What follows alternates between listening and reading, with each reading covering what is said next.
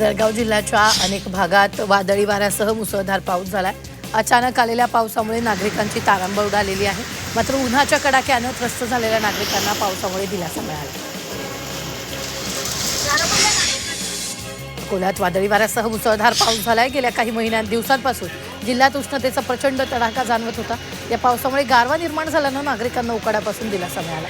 मात्र काढणीला आलेलं पीक पावसामुळे नष्ट होण्याची भीती शेतकऱ्यांनी व्यक्त केली. चिंचवड शहरात मुसळधार पाऊस झाला. शहराच्या विविध भागात पावसानं दमदार हजेरी लावली. मात्र काढणीला आलेल्या पिकांचं मोठं नुकसान होण्याची शक्यता शेतकऱ्यांनी व्यक्त केली आहे.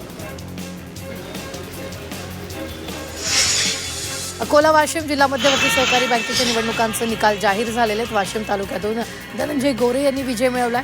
रिसोड तालुक्यातून शोभा झनक विजयी झाल्यात. तर मंगळूरपेठ तालुक्यातून रामेश्वर सुभाष ठाकरे, मालेगाव तालुक्यातूून नितीन दिलीपराव जाधव, तर कारंजा तालुक्यातून विश्वनाथ ताथोड यांनी बाजी मारली. दरम्यान विजयी उमेदवारांच्या समर्थनार्थ गुलाल उधळून मिरवणुका काढण्यात आल्या.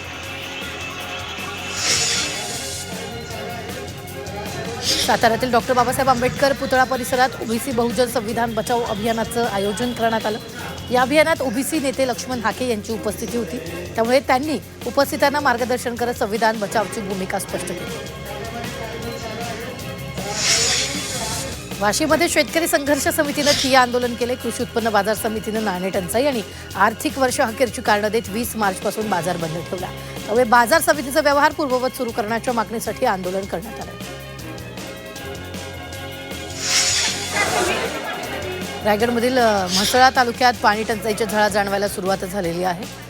पाणी टंचाईनं त्रस्त झालेले खारगाव खुर्दचे ग्रामस्थ आता आक्रमक झाले. पुढील 7 दिवसात पाणीपुरवठा सुरळीत न झाल्यास गावातील सर्व महिलांना सोबत घेऊन आंदोलन तीव्र करण्याचा इशारा देण्यात आला.